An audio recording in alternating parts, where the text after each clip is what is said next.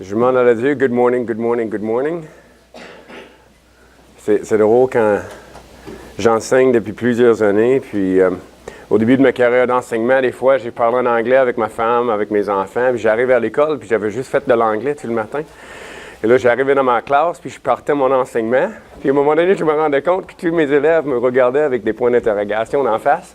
Parce que j'avais parlé en anglais, puis ils ne comprenaient rien. C'est ça. Ça m'arrive aussi de me traduire. Quand je traduis dans les mariages, des fois les réceptions, là, que j'ai fini par prendre l'anglais, puis je traduis en anglais. C'est ça. Ça arrive à toutes les fois au moins une fois. C'est ça. Avec mauvais switch de langage, William, switch de langage. Et bon matin, encore bien content d'être avec vous autres ici à l'Église Renaissance. Pour poursuivre notre série sur Jésus méconnu dans l'Évangile de Marc. On pense connaître Jésus, hein? C'est un peu le thème de notre série, c'est l'idée que Jésus est quand même connu dans la société. Sans lire la Bible, sans aller à l'Église, on peut penser connaître plein de choses. On pourra penser même savoir c'est qui, puis c'est quoi sa mission. Mais si on lit les Évangiles et on porte attention à ce qui est dit, on se rend compte que finalement, on connaît certains faits sur sa vie, mais pas tout. On ne le connaît pas réellement en tant que personne. Puis, en plus, les connaissances qu'on a ne servent pas nécessairement à changer des choses.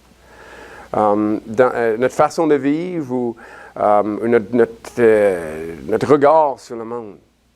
Donc, on est rendu à mon 6e, 7e, je ne sais pas.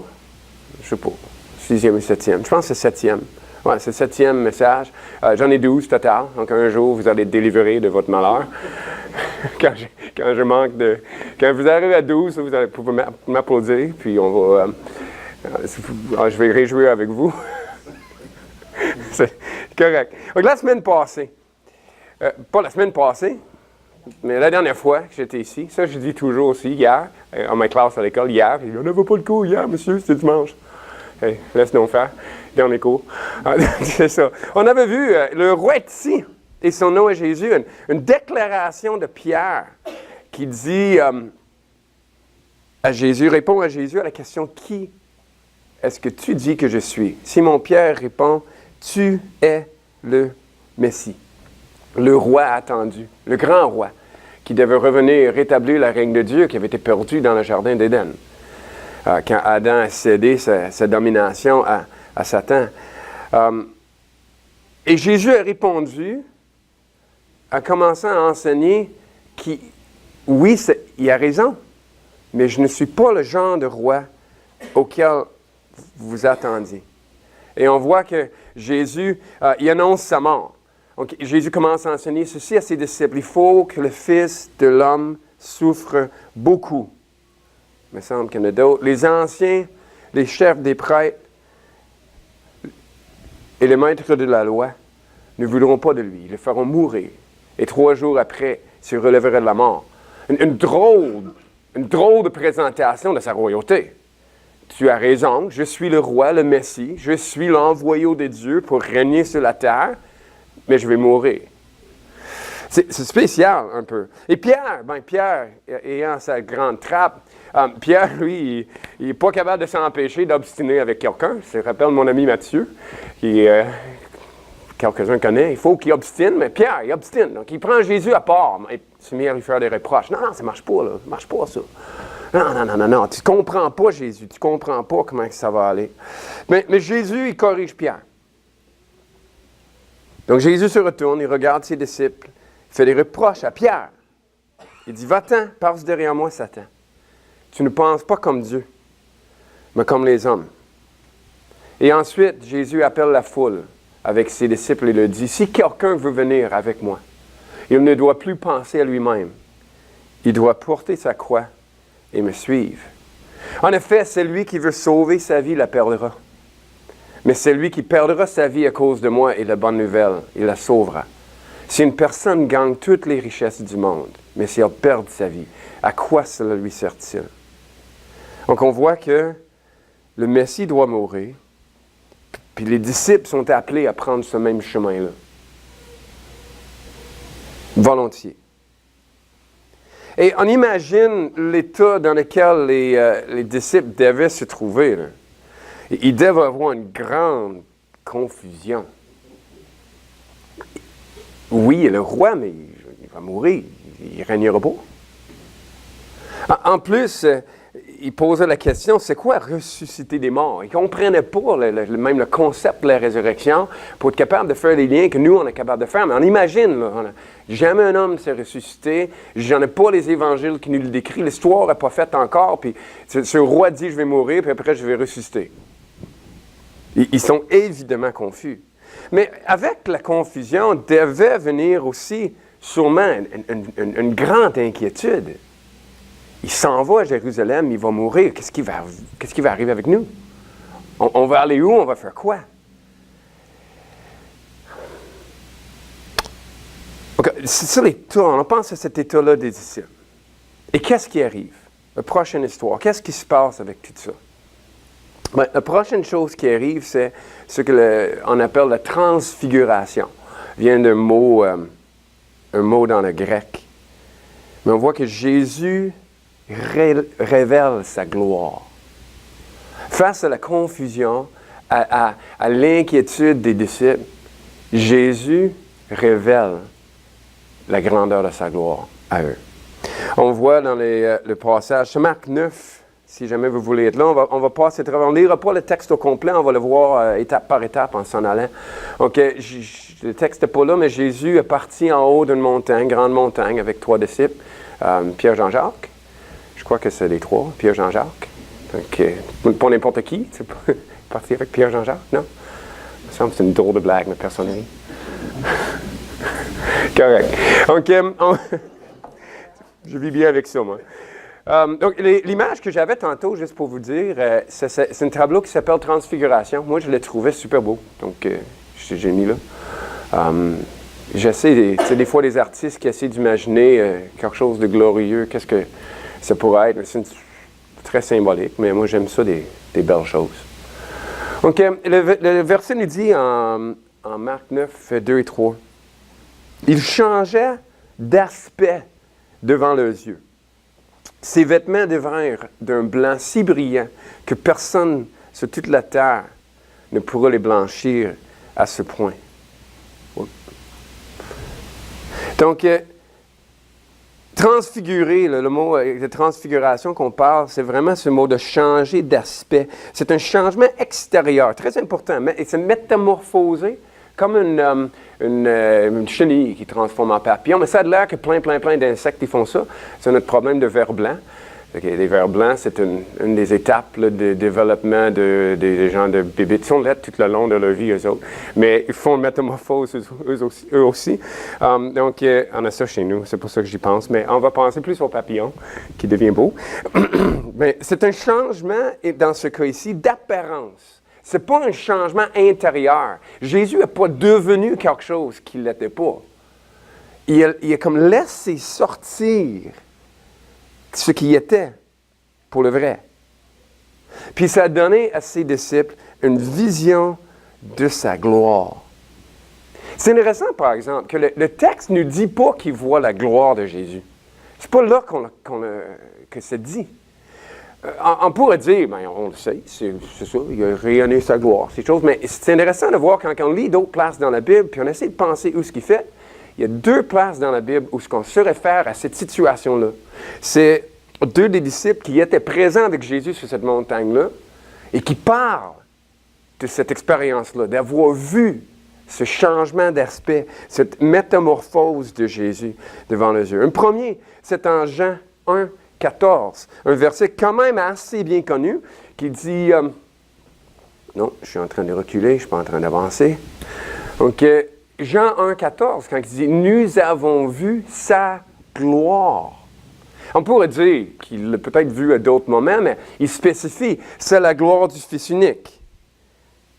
Et on va voir un petit peu plus tard dans le texte, ça évoque des paroles qui ont été entendues, là, qui sont venues du ciel pendant cette expérience-là. Donc Jean se réfère à ça en disant qu'on a vu la gloire de Jésus. Même si Marc ne le dit pas, Jean le dit. On a aussi 2 Pierre. 2 Pierre parle de la même expérience. C'est de nos propres yeux que nous avons vu sa grandeur. En effet, il a reçu honneur et gloire de Dieu le Père lorsque nous étions avec lui sur la montagne sainte. Il spécifie, c'est à ce moment-là qu'on a perçu la grandeur et a reçu la gloire de la part de Dieu à ce moment-là. Donc, les disciples ont vu la gloire de Jésus sur cette montagne-là. Ce serait quoi la gloire de Jésus? Comment on peut le voir? C'est quoi ce concept-là? Alors, j'avais lu à quelque part une explication que je trouvais très intéressante, qui ne commence pas avec la gloire, mais commence avec la sainteté. La sainteté, c'est le fait d'être dans une classe à part en ce qui concerne sa perfection, sa grandeur, sa valeur. On peut penser à quelque chose comme ça. Une tasse à thé très spéciale. J'en ai quelques-uns à la maison qui viennent de ma mère. J'en ai un que je me souviens très bien. De quand j'étais jeune, petit, là, je le trouvais belle. Il y a une petite fleur, une lisse qui est dessus. Mais ça, là, on ne met pas du Pepsi là-dedans. Je ne le donne pas aux enfants quand ils viennent visiter. Ça ne passe pas dans la vaisselle. Non. OK? Je le prends pour du thé. Et je ne le lave pas avec le savon parce qu'il faut garder le goût de thé dans le fond, on le rince comme il faut. Puis je retourne sur la tablette du haut où je peux le voir. Et je peux le prendre quand je veux. Mais on ne l'utilise pas pour n'importe quoi, on ne l'utilise pas dans n'importe quelle situation. C'est vraiment quelque chose qui est mis à part, qui est spécial, dans un genre de haute classe que tous les autres verres que je pourrais avoir, tasses que je pourrais avoir. J'ai une belle tasse Taylor de guitare. Ça, je l'amène avec moi dans mon char quand je m'en vais avec mon café. Puis si je l'échappe, c'est triste, mais c'est pas comme la petite tasse à thé que je me souviens de ma jeunesse. OK? Et donc, la sainteté de Jésus, ça parle du fait que lui est dans une classe à part, comparé aux autres. Et ça ne sert pas le même genre de choses, une relation avec Jésus, une connaissance de Jésus que la connaissance des hommes. C'est vraiment une personne d'une qualité différente. Et là, on peut arriver à la gloire. C'est que la gloire, c'est une manifestation de la beauté de cette sainteté-là. Et j'ai mis une image que pour moi, ça signifie beaucoup. Pour ceux qui me connaissent, vous allez comprendre. Donc, on a des guitares qui sont mises à part. Ils sont derrière une vitre. Puis, tu sais, c'est pas n'importe qui les touche dans n'importe quelle situation. Mais ce que j'ai remarqué là, c'est un peu comme ma tasse à thé qui est en haut, en display. Hein. On peut le regarder, on peut le voir. Un peu, je me réjouis, moi, à voir ça, ma petite tasse. C'est niaiseux, mais c'est comme ça. Et des guitares, moi, j'ai même acheté un pied de guitare une fois. Il y était 2, puis il y était une face à l'autre, que j'ai mis dans mon salon, puis j'ai mis des 2 guitares dessus, puis j'aimais pas ça. Parce que je voyais des côtés des 2 guitares, puis le trou entre les deux. Je disais, c'est pas beau. Et j'ai retourné, puis j'ai acheté un autre qui était comme 20$ plus cher, puis pas 3 guitares, mais j'en avais pas 3 dans le temps, mais les 2 étaient tournés comme ça pour que je puisse les voir. Hein? On aime ça voir les belles choses. On aime ça quand la beauté est mise en display. Comment on dirait ça? En valeur. C'est ça, on met en valeur la beauté de quelque chose. Sorry, Janice, I've been going fast. Je ralentis. Okay. Mais ce qui arrive avec Jésus ici dans la transfiguration, c'est qu'il retire un voile. Il retire un voile pour nous permettre, de voir ce qu'il est réellement. Mais deuxième, pour qu'on puisse apprécier la beauté de qui il est réellement. Il se met en valeur pour qu'on puisse réjouir de la beauté de qui il est. C'est pour ça d'ailleurs que j'aime beaucoup le petit tableau de la transfiguration. C'est beau. C'est agréable à regarder ça met en valeur quelque chose. Alors, qu'est-ce qui arrive après? On voit que soudain, les 3 disciples virent Élie et Moïse qui parlaient avec Jésus. Donc, on voit l'apparition, une apparition de 2 autres. Et Moïse et Élie, probablement on les connaît. C'est 2 grands hommes de l'Ancien Testament, de l'histoire du peuple juif. On a Moïse. Oups, trop vite. On a Moïse. C'était lui qui a institué la religion juive. Il a reçu dans ses mains, de la part de Dieu, des tablettes avec les 10 commandements. C'est lui qui a reçu de la part de Dieu les instructions sur le tabernacle ou le temple. Et les instructions, c'est les cérémonies. C'est lui qui a reçu de la part de Dieu toute la loi qui décrivait la vie en Israël, la vie de ce peuple-là. Là. Lui aussi avait déjà été sur la montagne avec Dieu. Hein. Et là, il avait déjà vu la gloire de Dieu. Mais pas de face. L'histoire, il y a une histoire en Exode où Moïse demande de voir la gloire de Dieu. Puis Dieu lui cache dans un petit rocher, puis il dit, tu ne peux pas voir ma face, personne ne peut voir ma face et vivre. Et il couvre avec sa main en passant, puis il laisse voir un petit restant de sa gloire. Donc Moïse, quand même une personne centrale dans tout le judaïsme. On voit ensuite Élie. Si Moïse a institué la religion juive, Élie, avec les autres prophètes, ont restauré la religion juive en temps de rébellion. On voit ici Élie qui travaille contre les 400 prophètes d'un faux Dieu. C'est lui qui a repris la loi puis l'a amenée. C'est lui qui a appelé une famine sur le pays jusqu'à ce que le roi se repente. Lui aussi a déjà été sur une montagne avec Dieu. Où il a entendu la voix de Dieu. Pas dans une tempête, ni dans un tremblement de terre, ni dans un feu, mais dans un murmure doux et léger. Deux grands hommes de la religion juive, de leur point de vue et de leur histoire. Et qu'est-ce qu'ils faisaient ensemble? Mais ils parlaient, c'est dit, de son prochain départ. Ils parlaient de la croix de Jésus, de sa mort prochaine. Et qu'est-ce qui arrive? Pierre encore, il ouvre sa trappe, mais il fait un bien gentil offre. Hein? Je trouve très fin de sa part. Lui, il dit, il offre à Dieu, il dit, Maître, il est bon que nous soyons ici, nous, Pierre Jean-Jacques. Puis il dit, nous allons dresser 3 tentes. Une pour toi, parce que tu as évidemment l'honneur. Une aussi pour Moïse, parce que lui aussi, il mérite d'être honoré. Puis une pour Élie, parce que lui aussi mérite d'être honoré. Vous êtes 3 grands hommes. En fait, il ne savait pas que dire, car ses 2 compagnons et lui-même étaient très effrayés. Un nuage survint et les couvrit de son ombre. Ah, oups, je suis en train de sauter des étapes. Et un nuage se fit entendre. Celui-ci est mon fils bien-aimé. Écoutez-le. Donc, Marc dit qu'il ne savait pas ce qu'il disait. Mais ça n'a pas l'air déraisonnable pour moi. Me semble, si j'étais pour rencontrer Moïse là, en haut d'une montagne la nuit, me semble une petite tente pour lui, ça serait une gentille offre. Hein? Si je rencontrais Élie, me semble, je ne voudrais pas qu'il appelle le feu du ciel. Pas sur moi, en tout cas. Donc, une petite tente pour le... Ça me semble que ce n'est pas super déraisonnable ce que Pierre y offre. Mais Marc dit qu'il ne savait pas ce qu'il disait. Donc, il y a évidemment quelque chose qui n'est encore pas compris. Que Pierre, Jean-Jacques n'ont pas compris. Et c'est là qu'on perd de vue Moïse et Élie. On voit Jésus seul.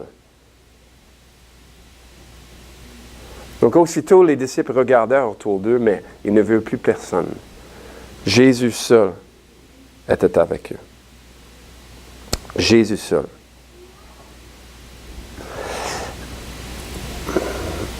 Est-ce que j'ai passé encore 2? Je fais n'importe quoi, moi. Je suis perdu.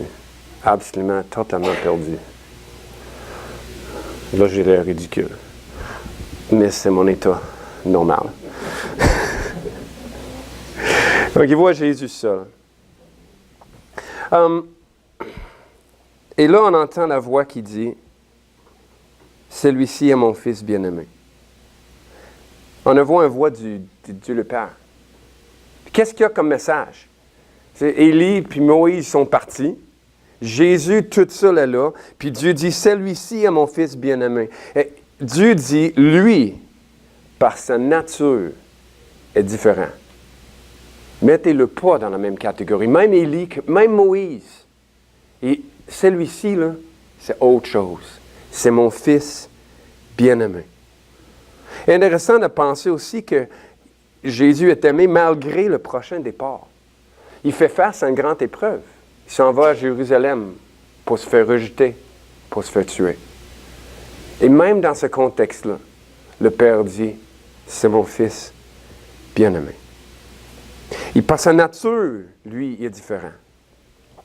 Mais aussi par son enseignement, c'est dit, écoutez-le. Écoutez-le. Son enseignement accomplit finalement l'enseignement des deux autres. Moïse qui a instauré la religion juive, mais ça arrive. Et Élie qui l'a restauré, bien, tout ça pointe et arrive à la croix de Jésus-Christ, à sa mort pour nous, à la rédemption qui est achetée par ça. Même Moïse et Élie sont incomparables à Jésus. Ils ne sont même pas dans la même catégorie. Il n'y a pas de commune mesure entre leur gloire et sa gloire à lui. Jésus, il brille avec la gloire de Dieu. Et ça, c'est un Jésus qu'on ne voit pas dans notre société. Et là, je fais n'importe quoi. Perdu. C'est là que je veux être. C'est Jésus, vraiment un Jésus méconnu, glorieux, qui brille avec la gloire de Père, l'image de Dieu invisible. Qu'est-ce que tout ça veut dire si on arrive là? Jésus seul, l'image de gloire de Jésus, bien plus que Moïse et Élie. On veut dire quoi par tout ça? Où est-ce qu'on veut arriver autre que ça? Bien, première chose, c'est que la transfiguration, en quoi que ça préfigure la résurrection? Vous savez, préfigurer en anglais, en un mot, c'est foreshadow. C'est des fois, on voit dans une histoire là, des gens d'ombrage, des gens d'image de quelque chose qui s'en vient. Je pense des fois, j'ai lu dans un livre, j'ai même vu le film, mais dans le livre Le Parrain, ça a l'air qu'à chaque fois qu'il y a des oranges, c'est parce qu'il y a un grand malheur qui s'en vient. Puis il y a plusieurs fois dans les films là, qu'on voit ça, qu'il y a des oranges sur la table, quelqu'un qui joue avec une orange, quelqu'un qui coupe une orange, quelqu'un qui mange une orange, mais ça arrive toujours, juste après, là, il y a quelque chose de grave là, qui arrive. Et sans le savoir, des fois, on peut capter, mais ça, pour plusieurs commentateurs, plusieurs érudits de la Bible, la transfiguration de Jésus, ça préfigure la résurrection qui s'en vient. On voit que dans l'histoire, il parlait de son prochain départ. Et il dit même de ne pas en parler qu'après sa résurrection. Mais la résurrection n'est pas la révélation, finalement, de la puissance et de l'autorité de Jésus.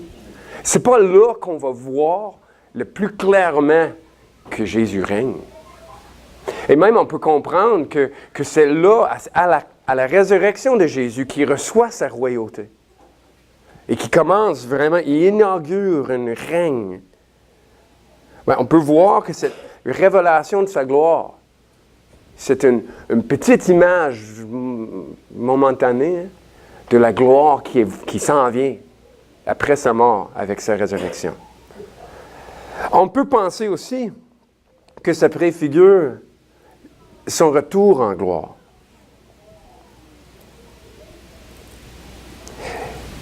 On voit en Pierre que c'est la vision de la grandeur et de la gloire et de l'honneur qui est due à Jésus. Et c'est une évidence, Pierre dit, que sa venue puissante n'est pas une mythe. Si on lit en Pierre, ce que j'ai lu tantôt, Pierre 1 Pierre 1, il ne parle pas d'une première venue quand il vient en gloire. Jésus n'est pas venu en gloire là, il y a 2000 ans. Il va venir en gloire dans le futur. Il va revenir. Et Pierre cite ce passage-là, il parle de la transfiguration pour dire, ça confirme que le retour de Jésus va venir contre les marqueurs. L'évidence qu'on a, moi j'ai vu sa gloire sur la montagne. Je l'ai vu, moi. Et c'est une préfiguration de quelque chose qui est certain dans le futur. Mais là, il va revenir pour rétablir pour toujours son royaume. Donc, si dans la transfiguration, on voit la résurrection de Jésus, on voit aussi le retour de Jésus, qu'est-ce que ça nous dit, nous? Bien, ça nous dit plusieurs choses. Tout d'abord, la fidélité à Jésus, c'est très difficile. Ça nous coûte cher dans notre monde d'aujourd'hui. On peut être traité d'idiots. On peut être traité d'ignorant. On voit ici qu'il dit le créationnisme pour l'alternative à l'évolution, c'est l'ignorance. Hein? Comme si on ne croit pas en l'évolution, c'est parce qu'on est ignorant. C'est ça qu'on va nous dire. Et ça pourrait nous faire vivre une intolérance envers nous autres. Par des gens, là, on voit la madame qui dit « J'ai des gens qui sont intolérants de... » Oh, wait, attends, je suis intolérant de l'intolérance. J'ai pris dans ma propre hypocrisie. En tout cas, je suis trop drôle. Mais, tu sais, des gens peuvent être... On pourrait dire, nous, qu'on est intolérants, puis on va vivre l'intolérance des autres parce qu'on affirme des choses comme étant vraies qu'on ne laisse pas la place à d'autres. Si on reconnaît Jésus comme roi, ben, on ne reconnaît pas d'autres rois. On ne reconnaît pas d'autres dieux. On ne reconnaît pas d'autres façons de vivre. On ne reconnaît pas d'autres espérances. On ne reconnaît pas d'autres visions du monde. Il y en a une qui est vraie. Et les autres sont faux. On pourrait, suite à ça, vivre de la réjection. On pourrait être rejeté par les gens. On pourrait avoir perdre des choses à cause de l'honnêteté. Des fois, il va falloir qu'on prenne des choix. Et ça pourrait arriver même à la persécution. J'en ai parlé la dernière semaine, puis cette semaine, il y a eu quoi, une attaque à Égypte, hein? Il y avait une trentaine de chrétiens coptes. Des églises qui sont brûlées. On voit ici que chaque mois, 322 chrétiens sont tués par leur foi, à cause de leur foi. Il y a 214 églises et propriétés chrétiennes qui sont détruites. 772 formes de violence contre des chrétiens. Chaque mois. C'est parce qu'on ne voit pas ici que ça ne se passe pas, mais ça pourrait venir. C'est ceux qui veulent vivre pieusement en Jésus-Christ, ils vont être persécutés. Quelle forme qu'on va avoir, je ne sais pas. Mais la transfiguration préfigure la résurrection. Nous allons ressusciter un jour avec lui, dans la gloire, dans son royaume. Les anciennes choses vont être passées. Toutes choses vont être renouvelées. On pense à son retour. Il dit qu'il va revenir lui, avec ses saints. Et que ceux qui ont cru en lui, ceux qui ont mis leur espérance en Jésus-Christ, vont revenir avec lui pour régner avec lui. Qu'est-ce que ça veut dire pour moi la transfiguration face à tout ça? Bien, c'est un puissant encouragement de tenir ferme. Si Jésus-Christ est ce qui paraît dans ce texte-là, si c'est lui qui révèle la gloire du Père, tenez ferme. Tenez ferme face à toutes sortes de choses. Notre réputation qui est perdue, la réjection, la perte de revenus, de perte d'emploi parce qu'on ne veut pas être malhonnête, la persécution. Mais tenir ferme même dans nos... Des fois, je peux dire pour moi dans ce temps-ci, c'est moins tout ça que la lâcheté, puis tenir ferme à cette espérance-là. Ça vaut la peine de se lever pour lire, pour prier. Ça vaut la peine de venir à l'Église. Rassembler avec d'autres qui croient pour s'encourager. Ça vaut la peine de témoigner, de parler de mon espérance. D'être prêt à donner une raison pour mon espérance. Mais si la transfiguration préfigure la résurrection et le retour, bien, tenez ferme. Et dans les prochains jours, quand on vive toutes sortes de difficultés, qu'on se rappelle ce Jésus qui est méconnu, qu'on se rappelle, ce n'est pas un bonhomme sur un croix qui est sur le coin de rue à quelque part. c'est le Fils de Dieu, c'est le roi qui viendra régner et qu'on tient ferme. Prions ensemble. Seigneur, je voudrais te rendre gloire comme tu le mérites, mais mes paroles sont si faibles. Pour nous, ça nous ferait plaisir de pouvoir contempler ta gloire comme Pierre, comme Jean, comme Jacques, comme sur cette montagne. Ça nous ferait plaisir d'entendre la voix de ton Père qui dit que tu as son Fils bien-aimé et de l'écouter. Il me semble que ma foi serait plus profonde. Mais en même temps, tu nous as donné ta parole, tu nous as donné l'exemple des saints depuis 2000 ans. Tu nous as donné le Saint-Esprit pour nous révéler ces mêmes choses-là. Et c'est ça que le Saint-Esprit veut faire, Seigneur, c'est de révéler la gloire de Jésus. Donc, Seigneur, à travers ta parole, par la puissance de ton Saint-Esprit, révèle à nous, pas juste dans notre conscience, dans notre pensée, dans notre compréhension, mais dans nos cœurs, pour nourrir notre foi. Révèle à nous cette gloire de Jésus-Christ. Seigneur, qu'on puisse avoir cette vision-là pour vivre pour lui, pour tenir ferme dans nos difficultés, tenir ferme quand c'est dur, tenir ferme quand ça ne tente pas, tenir ferme à cette espérance-là, face à la tentation, face à l'épreuve. Mais Seigneur, on a besoin que tu te révèles à nous. Donc Seigneur, même à travers ce temps de repas du Seigneur que nous allons prendre, montre-nous, Seigneur, surtout qui tu es et aussi ce que tu fais. Encourage nos cœurs pour la gloire de Jésus-Christ, pour son honneur, pour son royaume. Amen. Amen.